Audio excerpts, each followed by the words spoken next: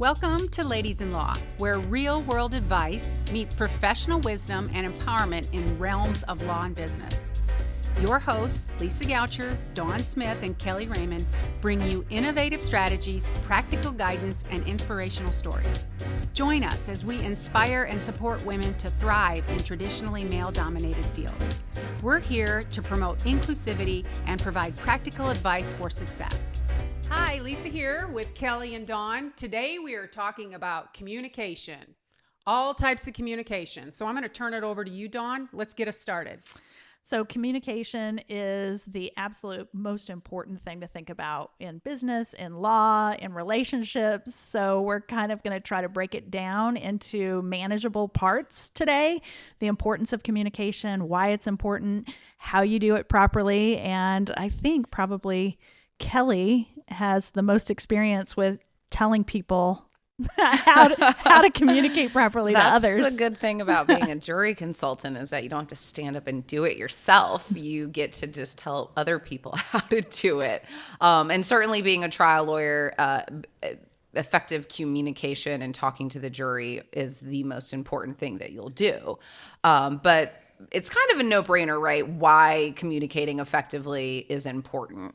If you just think about it, if you are not getting your message out the way that you want it to be received or perceived, then the listener is not going to be with you, whether it's in a social conversation or in front of a jury or in the boardroom.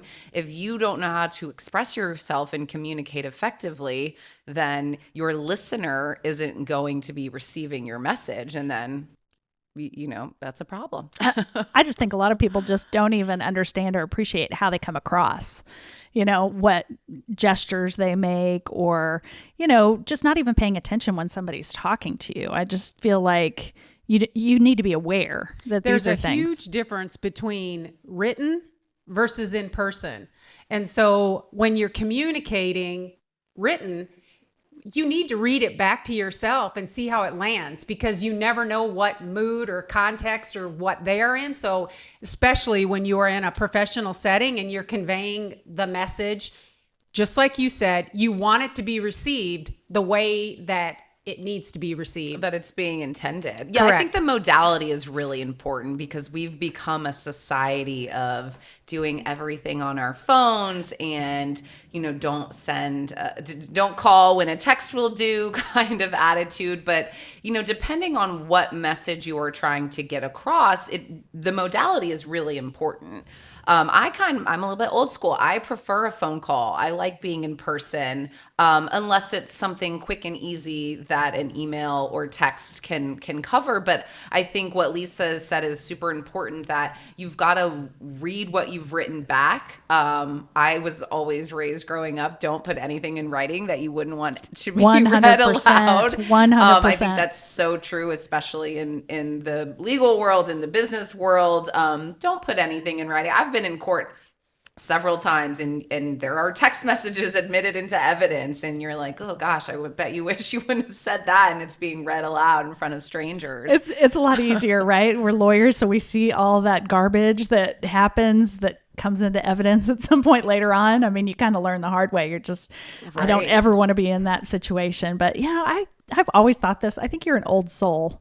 Absolutely an old soul. Yeah. I am. I don't like technology or anything. You are like this whole, she's the youngest one and she would rather be in person. And I would much rather just send a text, a 2-line text. Yeah. That's why you're always sending me texts back. Like, what exactly did you mean by that?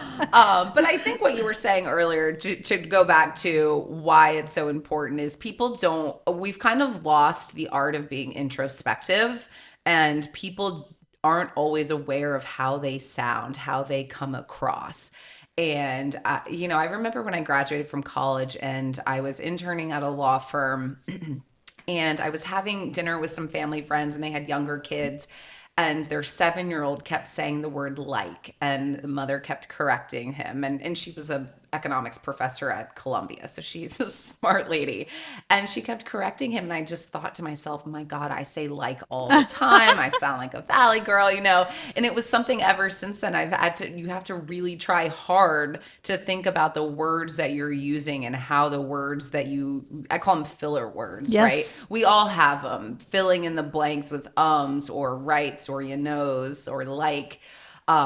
It's a hindrance on your communication because it can be very distracting, but it is really hard. I think I've been working for 20 years trying to remove filler words from my vocabulary, and it's still really hard to do. We have them in our podcast. 100%. Filler words. Yes. 100%, right? Yeah, Yes. we don't exactly. We're not professing to be the experts. Exactly. We just know it's important. Well, and then you say that talking about, I think everybody has their style in writing. And obviously when you're conversing, you know, verbally, but my children who are adults now, one of my biggest pet peeves in a text message is if I ask them the question and the answer is yes, and they respond, yeah. I was like, I put a stop to that so quick. I was like, you can put the S on there and you can do YES. The yeah, went all over me. And That's then so funny. interestingly enough, a court reporter just reached out to me, and my son's been working as a legal videographer.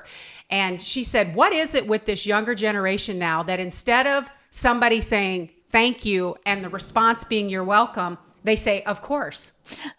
And I challenge you all now to go out there and listen. Say, of course. And I say, of they course. don't say, she's like, how come they don't just say you're welcome? Why is it of course? Well, what's wrong Things with are saying, of changing. course? Things are changing. That's right. I was just going to say, what? So is of course bad? If you get that? She didn't appreciate it. She felt, you know, she's older. And so she was like, if I just say thank you, just simply say you're welcome. Not of course. So yes, I think she was a little offended That's by so it. funny. Well, you know, words matter, right? And I think choosing your words carefully is important. It's not just how you're saying, and that's certainly a big part of it, but it is what you're saying and choosing the right words. Not every word is right for every situation, right? I'm the potty mouth of the group. And one time I was in a trial prep meeting with new clients of mine, and I was just kind of dropping F-bombs left and right, like just going on about the course of my normal business. And I kind of noticed pretty quickly, like, maybe that was not this okay. is not the right crowd for that. And then I was just embarrassed. And, you know, I really had to kind of check myself. Like, it's not appropriate for every situation. Some people don't appreciate not nice language. And to that I say, go fuck yourself. But it is important, right? I probably made a bad impression on those lawyers. They weren't your people. Right. And you probably didn't say that exactly. No, I Probably not didn't. that day. I think kind of the overall thing, there's kind of like three components to communicating effectively. Like you have to be a good listener. You have to listen before you respond. You have to be clear and concise when you're speaking. And then you really have to be aware of your nonverbal cues. I think that's the framework that we're talking about. Those three things are really the key components to being able to effectively communicate. So Yes. what about So listening? Let's break it down. Yeah, I mean, yeah. What about listening, Lisa? Are you a good listener? Sometimes not so much. There was an earlier example here where Dawn was telling me what we were talking about. And I'm going to tell you, it was challenging because I was just trying to think ahead on what my role would be, how I would contribute. And so just being mindful, which we've used in other podcasts, is an awareness when somebody tells you, I just told you that. being present. Yeah. Listening is the most important aspect, I think, of communicating effectively, because if you are not listening, you are missing the audience. And whoever, it might be an audience of 1 or an audience of 12, you are missing your audience's perception of what it is you're saying. And listen, I mean, if you've ever been told by a significant other you're not listening, right? Raise your hand. If you're not raising your hand, you are not a good listener, right? I mean, it is so important to listen. There's actually a book that I try to read once a year. It's called Just Listen by Mark Golston, I think is how you pronounce his last name. But He's a psychiatrist. He used to train FBI hostage negotiators. Oh, I love him. And it's a great book. I try to read it once a year because it's just really helpful. It makes you, it forces you to look inward and think, how am I saying things? How am I listening to other people?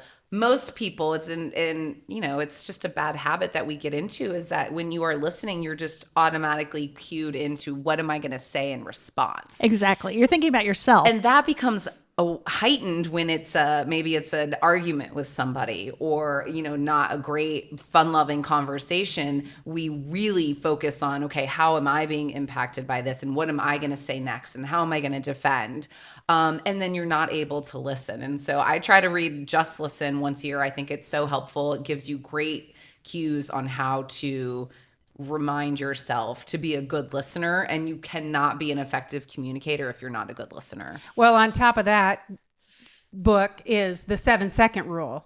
When you talk about when you get into a heated situation, or you don't know the response, or you don't know what to say next, just be silent for 7 seconds when you're conversing in person, and the other person will say something. Oh, yeah. So my husband uses that all the time, and now I'll use it as well. I just will not respond.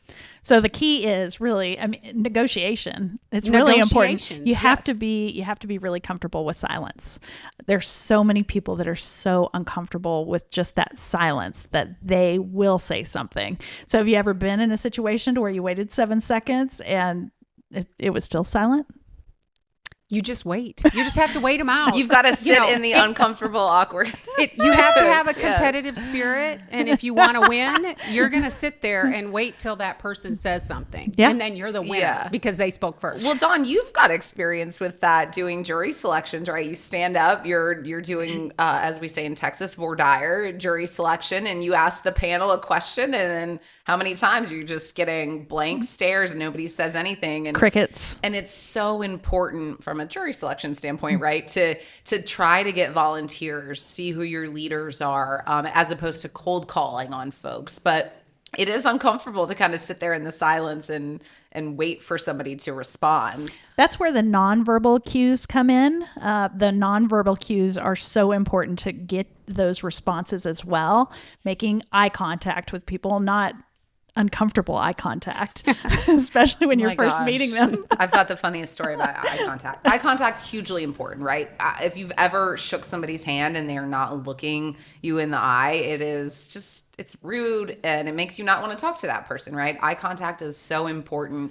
But I had done some prep of a witness in a criminal case, murder case, horrible, horrible facts. And the client was a sociopath, a diagnosed sociopath. And he insisted on testifying to the jury. The lawyers, everybody said that's a bad idea, but it is the client's right if they want to testify in a criminal case. And so sure enough, he goes, so I'd done some witness prep, and I like to think I'm pretty good at what I do, but there's no witness prepping a sociopath. And so we had talked about eye contact and how it's important to look at the jury and not look too long at any one person, but move your gaze, but try to make a connection if you can. And sure enough, he just keeps staring at the jury as he is being cross-examined by the prosecutor. And then this jerk of a prosecutor is like, why do you keep looking at the jury? And he says, because that lady told me to. Oh my gosh. And there I was, just sitting in the courtroom, like in the gallery. And I learned the lesson the hard way, that I can never prep a witness without having to tell them, don't say I told you to make good eye contact, which he was not doing. But it's important. As a sociopath, he probably would have done it anyway, even if you told him not to do that. There's only so much I could do with that. No, but I mean, eye contact's important, using your space. So if you're waiting for somebody to respond and you're talking to a lot of people, like jury selection, you have to be comfortable standing there and waiting until they respond. You can use, you can raise your hand. That helps usually make people feel more comfortable. But, moving to different areas depending on what you're talking about is really effective as well. Sitting up, standing, smiling. There's so many ways that we communicate with each other that is that is nonverbal. It's just so important, right? You can learn so much about what somebody is communicating to you or what you are communicating to somebody. If you show up to a meeting and you're just folded arms, not clearly, you might be just cold and you could be otherwise engaging, but something as simple as that can really give off a certain message, right? A smile can go a long way if you're trying to communicate to a stranger on the street. I think it's really, it's also another thing as I'm talking with my hands, I think sometimes our nonverbal communication can be quite distracting, right? You don't want your nonverbal communication, your pacing, your talking with your arms to distract from what it is you're actually saying, but it can be a very helpful tool if it is done well. I have a question. What's the most difficult conversation you ever had to have with a lawyer when you were prepping them to get ready for, opening or something like that? One of their really bad tells or just something where you had to say, look, you can't do that. Oh gosh. Can you think of anything? On the spot, I don't know if I can. I'm also really lucky. I work with great lawyers for the most part. Let me think about it as we get talking. What about you, Lisa? Anytime you've ever been in like a client meeting and it's just like an uncomfortable sort of nonverbal cue? If that's going on, then I am typically talking. I'm not good with silence in that respect. When it's a meeting that I'm hosting, I'm presenting, and somebody is there and I know that they're not happy to be there, then my goal is just to work the rest of the room.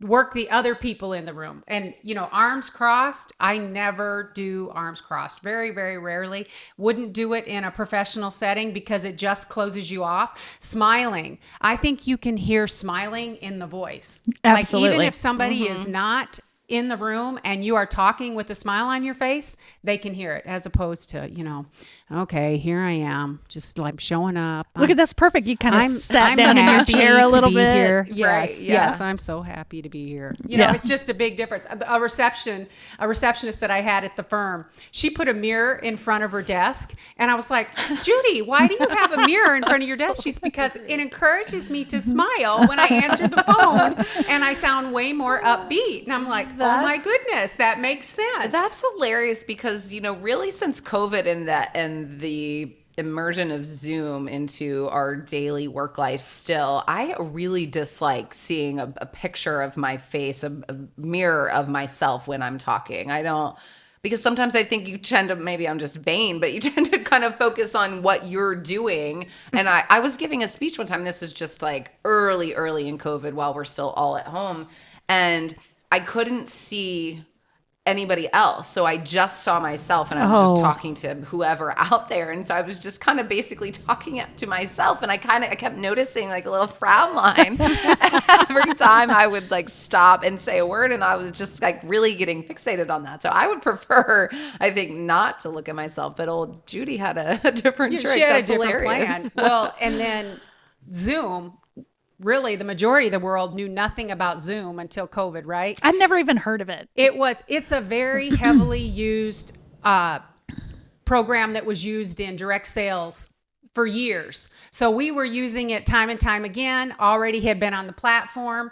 But when it started in the realm of depositions and all of a sudden you have everybody on a Zoom and specifically the court reporter on the Zoom, it just went to a whole other level where I'm like, oh my goodness, do I have to tell somebody to comb their hair? Right. Or you cannot, like when you're sitting in a conference room, they're not just staring at the court reporter there, but when you're on a screen and you see somebody eye roll or, throwing their hands up, like, cause they're talking on top of each other, I'm texting her as fast as I can, knock it off, because you're seeing that on the Zoom. But it's like Zoom gave some people like a false sense of security. Right. Things you wouldn't do if you were sitting in person in a room. Yeah, you're not on camera or something. We had an associate. I got onto a mediation late, and we had one of our associates, and she was in her bed. She was actually laying in her bed. She was propped up. She wasn't like laying flat or anything, but she was laying in her bed in a sweatshirt with a hoodie over her head. I was freaking out. I was employee? just, Let me ask, is she still working? no, she's not still working with us anymore. Wonder why. Oh my goodness. I just can't believe it. I was just it's going, I wild. was like, what is happening right now? What, It's why? like Zoom people, effective communication is a struggle, right? It's something that a lot of people struggle with. But the good news is you can really, there are tons of things that you can do to try to become a more effective communicator. One of the things that drives me crazy is, especially working in the legal, corporate world, is, you go to law school, you go to B school, and it's your goal to sound like the smartest person in the room, right? And when you're standing up talking to a jury, if you're using words that they don't understand, and whatever audience you have, if you are using a language that people don't understand, then they're literally not going to understand you, but they're going to really have a hard time connecting with you. They think you're pretentious If they or don't trying know to where talk you're over going, them. right? Yeah. So I'm a big fan of, I prefer, especially with what I do for a living, right? Using more simple words as opposed to like the high dollar words.